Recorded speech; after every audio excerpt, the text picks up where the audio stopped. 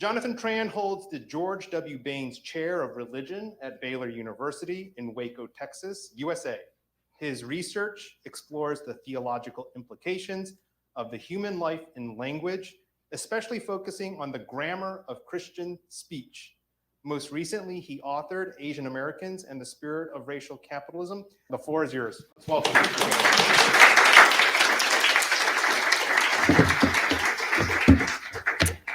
Thank you, David. Thank you for PTS and the community and the various centers for hosting me. I should say again, this community has been one of the most important in my moral formation, in my intellectual formation, and certainly in the formation of this book. Literally, this community was the site of a workshop on this book some 3 years ago.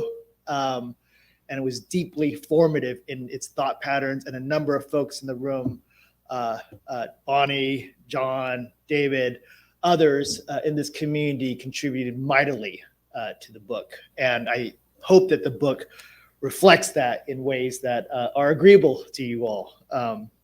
So it makes sense to kind of return to this site to think about some of these things.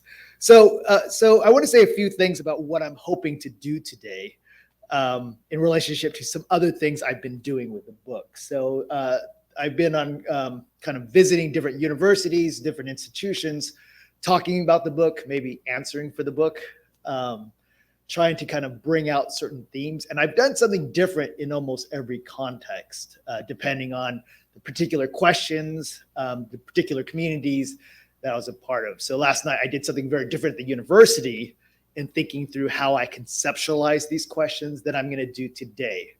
And what I want to do today is a bit more pastoral. I'm going to take the license of being at a seminary and with folks who are thinking about the church, thinking about ordination, and thinking about their pastoral roles to others. And so it's going to be a different kind of posture, and I hope you'll allow for that as I think through just really a couple questions or issues within Asian American Christian life in particular. So for others, I imagine this will be a little bit of a listening in to a community and a way of thinking about some of these questions.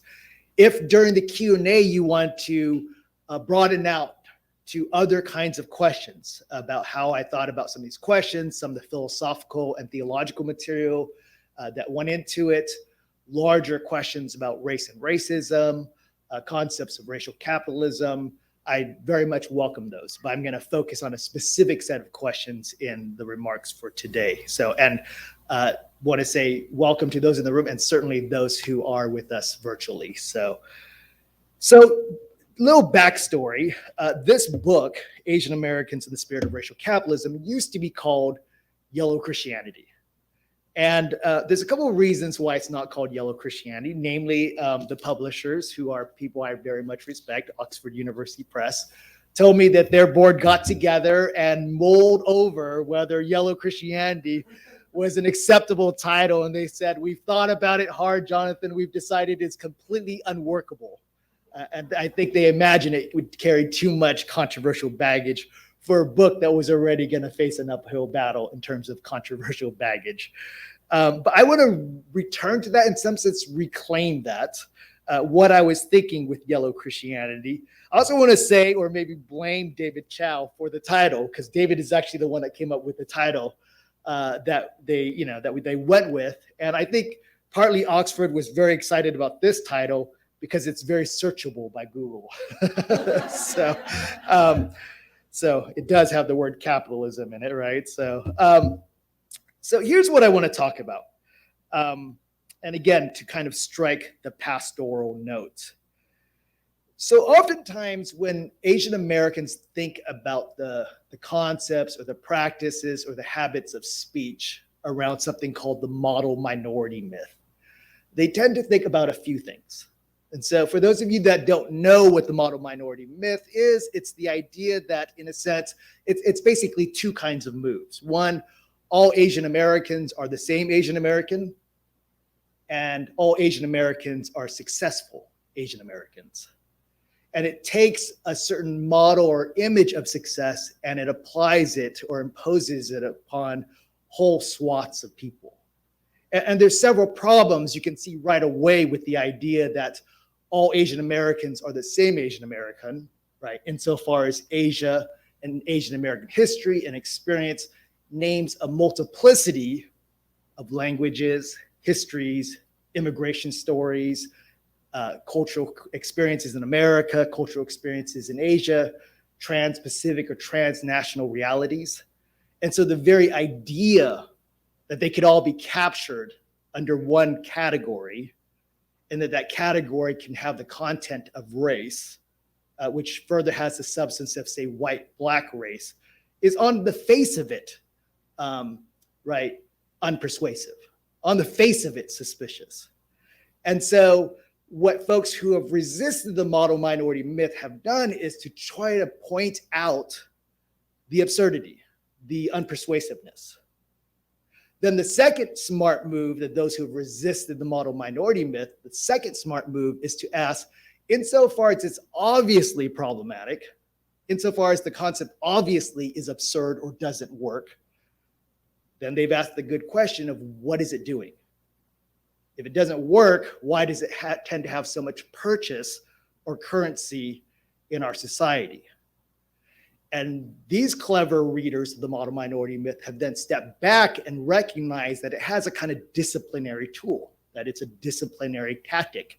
And insofar as it's a disciplinary tactic, it really fits within the whole discourse of race itself, right? Because race is a disciplinary measure, a disciplinary regime built into, as I argue, and others have argued, into the basic political economy of American life. And I'll say more about that in a second.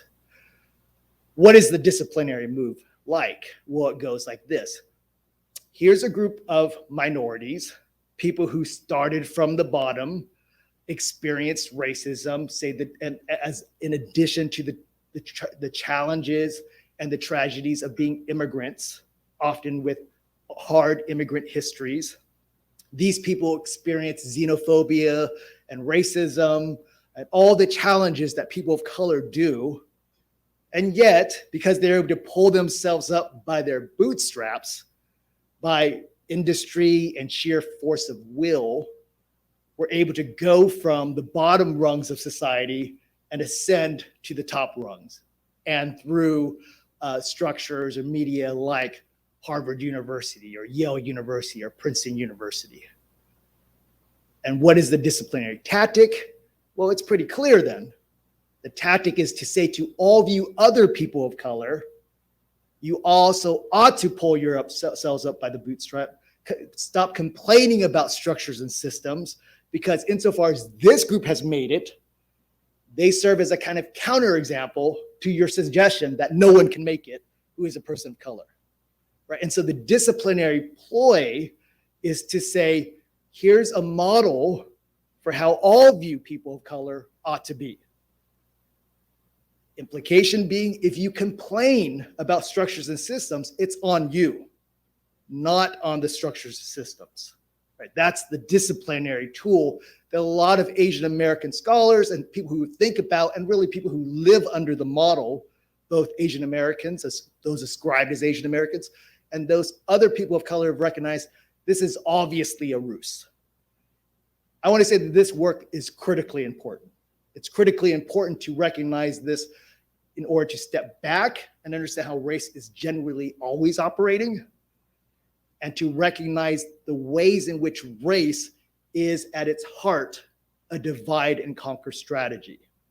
It is a way of saying, here's how to be a minority, get in line like them, and then to separate out the masses of people of color to pit them against one another.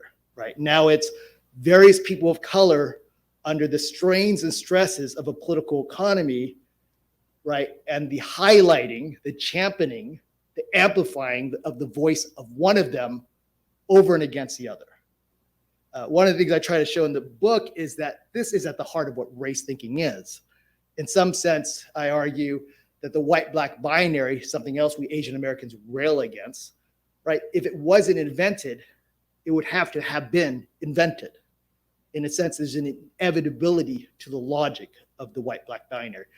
because, right, and as we all know, hopefully at this point, that race isn't naming, say, biological difference. Race isn't fundamentally about difference. It's about differentiation. It's not about, right, diversity. It's about stratification. These are things that Cedric Robinson recognized easily and early when he looked at labor strategies in England and recognized the first applications of the concepts of race were not between, say, white Europeans and sub-Saharan Africans. It was in relationship to different types of Europeans in order to make critical labor and property distinctions, right? We could do the same thing with Asian Americans and say, well, why, the absurdity of the categories also lays bare that the application of race on Asian Americans, right, makes clear, reveals, exposes the political economic nature of what's going on when we call Asian Americans, right, a race in relationship to certain realities of property and labor, which is large swaths of the history of Asian Americans. So this first recognition of what the model minority myth is doing as a disciplinary strategy is a critically important intervention. But I want to suggest that that is one of the pernicious effects of the model minority myth. One, that it gets it wrong, and it gets it wrong on purpose. Right? That's a critical intervention. But I want to suggest, especially for Asian Americans, and this is the pastoral moment, one of the critical things for Asian Americans is to recognize another pernicious aspect of the myth. And what is it? It's not that the myth is inaccurate. I think that's obvious. It's not that it's disciplinary against other races. I think that's fairly obvious. It's specifically that the model minority myth tempts Asian Americans into it. It offers a picture of what it looks like to be Asian American and says to Asian Americans, go get it. This is you, right? The story of the upward mobility, the climbing of social classes, the possession and acquisition within political economic structures. It's the suggestion that you ought to go and get it. I want to suggest that this is an underappreciated power of the myth. That maybe we think to ourselves, it's so obviously inaccurate, no one would believe it, and no one would give herself to it. And yet it seems to me, if you look back, there's quite a few of us Asian Americans who seem to have imbibed this narrative as a script for how to be American. That it, in a sense, it is the yellow face version of the American dream. And the problem of doing this isn't simply, right, inhabiting a script when you might have otherwise pursued and inhabited other scripts. It's that the pursuit and the accomplishment of this script, this version of the American dream, within the larger context of racial capitalism, cannot help but be achieved by participating in and perpetuating extreme forms of injustice. Now, to be clear, I am not making a claim that that is specific to Asian Americans. That is an American story. But I want to suggest that Asian Americans are particularly vulnerable to it insofar as they allow the model minority myth to story and script their lives. We need to give as much attention to that in Asian America than we do to the other aspects of the myth that are obviously and pretty obviously problematic. But part of my argument is that there is a tendency to emphasize those two problems and underestimate this side of the problem, and that these go hand in hand, right? What do I mean? So let me unpack some of this for you.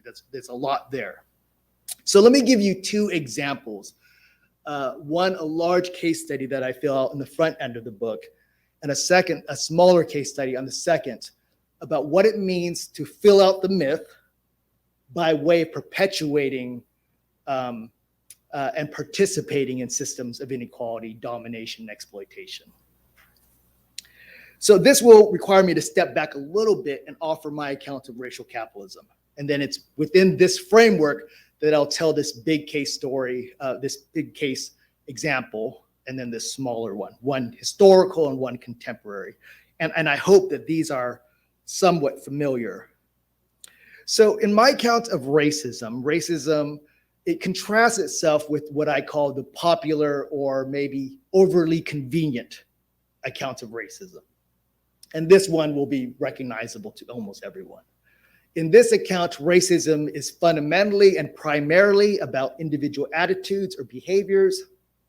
Individuals are possessed of stereotypes, wrong beliefs, bad intentions towards other people of color. And so I, as an Asian American, feel and think and presuppose certain things about Latinx people, right? And these bad beliefs or attitudes, stereotypes, right? These things then drive me sometimes to act in an untoward way, maybe forms of discrimination, stereotyping, pigeonholing, what have you, towards other people. In this account, the individual forms of racism and these attitudes or these beliefs sometimes rise to the levels of structures and systems, but that's not the main story. The main story is the individual approach. If that's what it is, then what does anti-racism comprise itself of? Primarily, correcting these individual attitudes or beliefs. And in this sense, you can map out here a large swaths of strategies that often go under the terms or the banners of diversity or diversity, equity, inclusion. Let's correct the source material and we'll correct the racism. I want to see that this picture is entirely all too convenient. It allows us to do several things. Namely, it allows us to, identify the racist as always out there, never in here. It allows us to imagine racism as an isolated and almost accidental affair, not necessary to the systems and structures that we live in. It allows us, in a sense, to both participate in these systems while virtue signaling, mainly by calling out and canceling others, all the while participating in systems ourselves as beneficiaries. So it has these kinds of internal rhetorical and existential strategies built into it. I want to suggest rather that racism, in a sense, works in a somewhat converse way, right? It's not that racism is sometimes structural and systemic. It sometimes rises to the level of institutions. I want to say that in some sense, it's always that. And that the individual attitudes and behaviors and beliefs and bad intents are productions of those structures and systems. In my account of racial capitalism, what racial capitalism is, or what racism is a society that has built itself around extraordinary, dehumanizing forms of domination and exploitation that then allows the justification using local myths around race to justify its practices. So an example, when I drive around my city, Waco, Texas, I notice certain types of infrastructures and investments, certain communities and neighborhoods. Some people have access to healthcare, education, others don't. And when I drive through those communities that do not, and I see the schools have not been invested in, I see that people don't have easy access to healthcare, to grocery stores, to financial industries. Instead of asking myself a question like, what kind of society do we have that we've created something like this? We say this: it's on them. It's their fault. It's natural to who they are. It's in their race. It's because they're brown. It's because they're black. I want to say that this ideological structure, which I describe in the book as a relationship between use, identity, and justification as a kind of moral psychology, is how race is built out. Race and racism are built out into our society. What this then creates is a society that perpetuates itself by use, use, identification, and justification that then sets up wide systems and structures of exploitation. In a sense, that's all you need to do to benefit is simply lean in to a society that allows you these kinds of exploits and these kinds of benefits. In the book, I try to offer two examples. And notice what I'm trying to do here is dial down the hyperbolic images of racism that we tend to operate with. Right? What I mean by hyperbolic image of racism is what? The red-faced sheriff armed with attack dogs, setting his German shepherds loose on the poor civil rights workers at the civil rights sit-in. Or maybe we imagine a person with a KKK hood hidden somewhere in his closet. Or maybe we even imagine the redlining mortgage worker. I say that these tend to be hyperbolic, sensational, exaggerated pictures of racism that, again, are all too convenient. Rather, I want to imagine systems of housing, education, healthcare, where a lot of us, not just the person with the Klan outfit hidden in the closet, not just the red-faced sheriff, a lot of us lean into on a daily basis and benefit from. Within this system, it's much harder to narrate your way out by blaming individuals. Rather, you're going to need to take stock of the society you live in and the role you play within it. Right? Within this story, in a sense, dialing down the hyperbolic is, in a sense, to look at things like gentrification, right? Redlining, to recognize that in some sense, redlining in some significant sense was redundant, internal to systems of white flight. They both had clearly operations of race and racism in there. The agency is switched out. It's not the hyperbolic racist, it's all of us that benefit from this reality. And that's why we tend to have this kind of virtue signaling moment, as if to say, in a sense, the right hand doesn't know what the left hand is doing. The examples I offer in the book are, and I'll go through this quickly, though folks can ask me more about it. Examples I offer in the book are migrant Chinese workers thrown into the South at the end of the Reconstruction era, or the beginning of the Reconstruction era, who then live under the terrors of Jim Crow between, in a sense, white and black society. On the one hand, they're exploited, racialized, racism, dominated, violated. On the other hand, they find a way through a niche economy to participate in these very systems that are dominating them. And through practices of exploiting neighbors, they become simultaneously wealthy and, because of Southern Baptist Christianity, Christian. That's one picture. And I want to say that this, in a sense, is a more accurate picture of how racism works. These people are not driven by anti-Blackness. Anti-Blackness is, in a sense, a product of this life as it goes on and on. A second example I give in a more contemporary context is what sociologists call resource hoarding. The hoarding of resources that are considered and articulated and suggested as being scarce, and the rapid competition for the sake of hoarding those resources to retain them in a family or in a community, in a specific strata of society. And the example I use is in contemporary San Francisco around fights about education in kind of elite high schools in San Francisco. And what you see there is Asian Americans often perpetrating law cases to continue to have access and in sometimes majority domination of these local schools. I tell some even more kind of unsavory stories about Asian Americans participating at local elementary schools, hoarding resources so that their children have advantages over other children. All in the name, right, whether it's recognized or not, of fulfilling the model minority myth.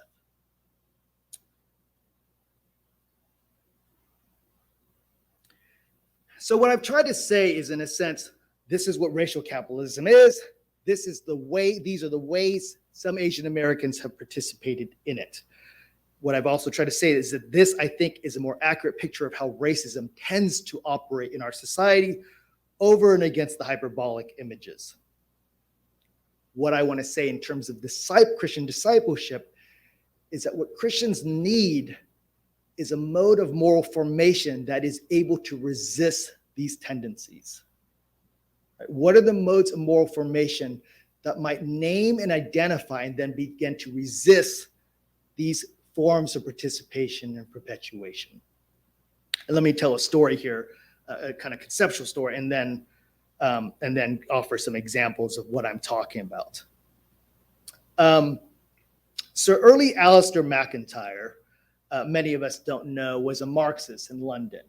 He began his kind of career as a Marxist, trying to think through various features and commitments within Marxism. He's writing for a magazine called The Marxist Reasoner. MacIntyre writes a series of articles suggesting that there's some inherent contradictions within English Marxism. Namely, Marxists are those who in some sense have rejected the terms of normativity and morality as part of the substructure of oppression, while at the same time pulling them out when convenient to issue forms of moral critique that then became incoherent on their own terms. What MacIntyre was saying is that we Marxists need sources of moral claims and sources of normativity that we can trust, but in a sense we've taken the ground out from under them. So it was a challenge put to Marxists to account for your own revolutionary practices. If that was the deconstructive side of the argument, the constructive argument was something he articulates quite well in his most recent book, Ethics and the Conflicts of Modernity, where he says, what moral formation makes for revolutionary lives? Especially in the face of forms of vulgarization of the types I just described. That the people who are oppressed, in some sense, put themselves in systems of self-vulgarization that then, in a sense, the oppressed become the oppressors. And what MacIntyre was suggesting was the necessity, and this, in a sense, is his way of articulating his entire philosophical project, the necessity for moral communities to produce people capable of Marxist revolution. In a sense, he was asking the question, Marxists want revolution, where are they going to come from? What I want to adopt from MacIntyre in his specific reading of Aristotle and Aquinas and his account of virtue is I want to adopt that and make a claim on that for Asian Americans in terms of Christianity. I want to say that what Asian American Christianity is what I want to call yellow Christianity is the condition for the possibility of being formed to see the world as shot through with justice and mercy in the very face of being socialized into racial capitalism, being socialized into the model minority myth. Let me restate that. What I want to imagine yellow Christianity is a mode of moral formation, right, that makes possible seeing the world as shot through with justice and mercy in the very face of racial capitalism, in the very face of racialization into the model minority myth. In the second half of my book, I try to give an account of a community that does something like this. That being raised in privilege, they, in a sense, if they did not choose out of it, they would be sitting within these streams of participation and perpetuation. But because of these encounters with Jesus in these various kinds of mission projects in the city where they come to terms with racial capitalism, they're apprised that their lives need to take a different kind of direction. At the invitation of the Black church in what's known as Black San Francisco, this church is invited in through neighborly love to have a certain kind of presence in this community. It's through this church and this community that these folks began to dispossess themselves of these advantages. And in their own narration, the way they articulate it is not because they're good, it's because they're needy. It's because this kind of community, these kinds of neighborhood are the sites of the works of God, right? That God is on the side of these folks and they want to go and make their lives there. And in living in these neighborhoods, it apprises them of one, how they are participating in perpetuating systems of injustice and how they might live otherwise to be people more aware of God's justice and mercy running through the world. This story, I want to suggest the upshot I want you to take from this story isn't, right, that this is an ideal community and Christians should go and live similar ideal communities. The question then being, who can do that? Rather, I want to suggest that this is not a picture of ideal community.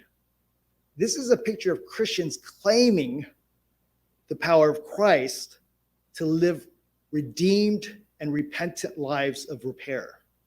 In other words, the driver isn't the desire to be good, though that is part of it, but it's primarily the attempt to dispossess ourselves of the advantages that accrue to us by inhabiting certain parts of the political economy.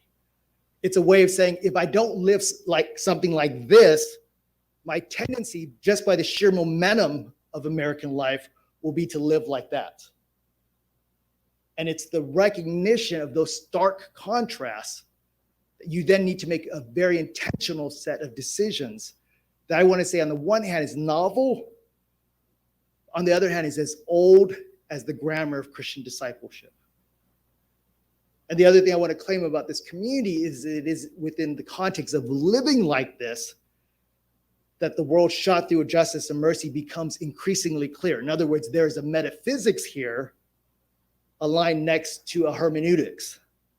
That is, to see the world as deeply connected in Christ, that Christ's love translating to the world of sin looks like justice and mercy in practices and processes of repair, that this becomes only visible by living in faithful modes of discipleship. Otherwise, outside of those practices, these things are very hard to see. They have to be formed in you. You have to be cultivated to see the world this way. That's what I'm talking about when I talk about yellow Christianity as the condition of the possibility of seeing the world like this. That you have to be formed in a community to be able to see these kinds of natural realities of the world. One of the things I argue in the book is that justice and mercy is natural to the world because justice and mercy is natural to God. Those who live that way are merely leaning into the things that they already believe and have claimed about the world insofar as they're Christian. But the other side of that is to say you can only see that by living into it.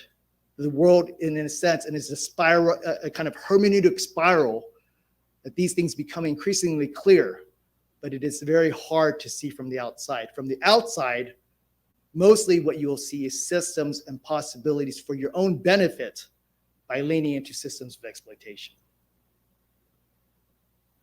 So that's a lot. So let me close with a story that I think gets at some of this. One of the stories I tell in telling the story of the church I describe in the second half of the book in the context of racial capitalism is a church called Redeemer Community Church. It's a Presbyterian church that's been in Black San Francisco for about 2 decades. They do a number of things. On the one hand, they created a software business that then allows them to redistribute money to local neighborhoods. They try to then have different forms of repair by way of local elementary school, different types of neighborhood programs, et cetera, et cetera. It's a remarkable community by any measure. One of the people who is a part of this community, this person I describe it, I talk about the book, is a young woman who is a graduate of Stanford University. And she tells a story, I believe it was in her sophomore year, of being overwhelmed to the point of having what she calls a depressive episode. She felt paralyzed. And what were the pressures operating on her? She describes Stanford maybe like a Princeton University as a place where you're told 2 things from day one. Then in a sense, the world is going to hell in a handbasket, and that you're there to save it. That's why you're at Stanford. And so what Stanford is going to do is both apprise you to how quickly the world is going to hell in a handbasket, whether it be systems of injustice, environmental degradation, forms of political exploitation, the death of political life, et cetera. They apprise you of that. And to say that you're, insofar as you're at Stanford, insofar as you've been accepted into this elite space, you are especially well positioned to fix it. What she describes with this kind of to save the world mentality, which that was often the language at Stanford University, is that over time, it just began to weigh on her. The more she learned about the world, the less willing she was to close her eyes to the world, the more she recognized that these pressures were bigger than anything she could ever do. And I think like any sane, healthy person, she began to kind of collapse under this pressure. She refused the pretense that the world was both this difficult had this many evils, this many injustices, and that somehow she alone could save it.